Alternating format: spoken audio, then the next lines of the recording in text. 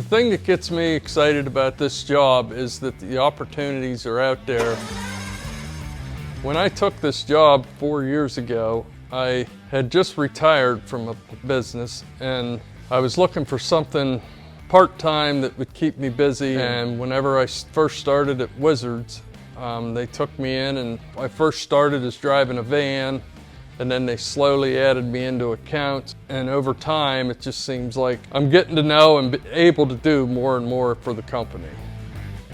A few of the things I like working for Wizzards is that I'm able to have flexibility in my hours and things that I do. Like one day I could be cleaning, another day I could be waxing floors, another day buffing the floors.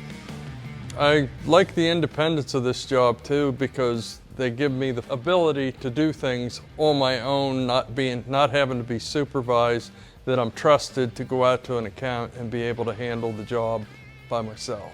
The support I get from the company is very good. If you're out and you perform your job and you do the things to the ability that their expectations are, they appreciate everything you do. In my opinion, Wizzards does have the equipment that we can use and the materials that's necessary for us to safely do the job and to be able to get the job done well.